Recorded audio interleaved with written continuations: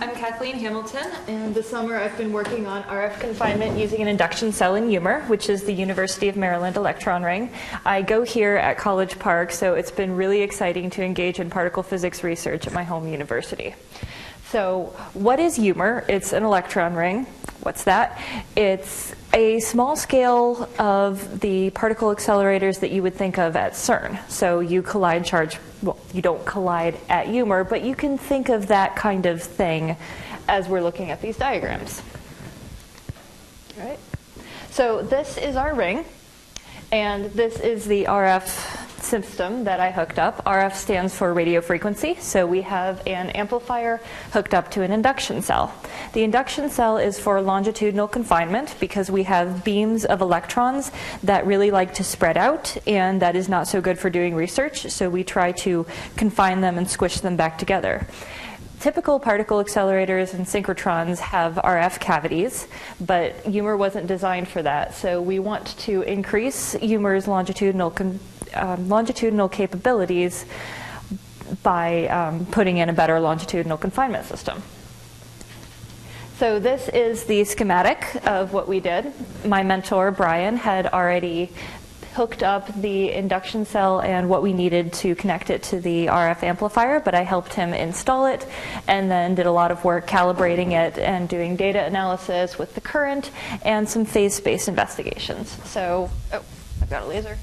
So here is where we did the hookup, and here is the wall current monitor. So we kept a continuous eye on current to see how well the system was functioning. But before we could do current, we had to do some data analysis. So this is an FFT. For those of you who don't know, it's a fast Fourier transform. It's a good way of looking at different frequencies. I learned a new technique this summer, which is NAF, numerical analysis of fundamental frequencies. It starts off with an FFT and then gets more precise on top of that. So this spectrum is a zoomed in region of this thin little line right here. The top is the revolution frequency, which is, we're going around the ring at 5 megahertz. The second highest peaks on either side, since an FFT is symmetric, are the synchrotron frequencies. So the synchrotron frequency depends on the square root of voltage mainly, some other constants. So we were able to plot the theory and our experiments. You can see we've got a pretty good agreement. We also calculated the voltage based on the frequency we got and the frequency based on the voltage we got. You can see they're right on the line with theory, so we're thinking this may not be exactly correctly calibrated, or there may be a width to the curve that we hadn't known about before. So with that done, I can do current analysis. So this graph shows the need for RF confinement, or confinement of any sort.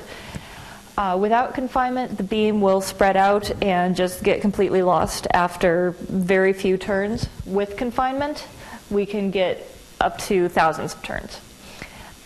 This shows the previous confinement scheme, which was ear fields. They're very successful, but we used RF and got more information on the beam. So we're still investigating what these semi-periodic bumps are. These are the ear fields, which were probably named by another Star Trek fan because they look like Vulcan ears to me. I've been sending in sine waves with the beam confined in the linear region of the range. So in future experiments, we want to send in sine waves at a harmonic of the revolution frequency so that we can combine multiple bunches of electrons per turn. To finish up, I looked at phase space, which is a measure of how the electrons are actually in the beam. This is with different energies off of a central synchronous particle. If you change initial conditions in nonlinear systems, there will be big changes at the end. So this is with phases starting just right in the center. If you adjust the initial phases, you get more and more spread out particles until you get this green eye shape, the separatrix. And that separates the two modes of movement where you've got stability out here and theoretical particle loss out here. There is a way to get the particles back into the beam, but we haven't investigated that for the new system yet.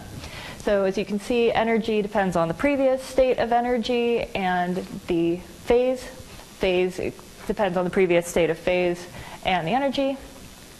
And in conclusion, I would like to thank DOE for sponsoring our research at UMR, Trend for having me, NSF for sponsoring that, and all of my UMR group for their fantastic support and insight. Thank you.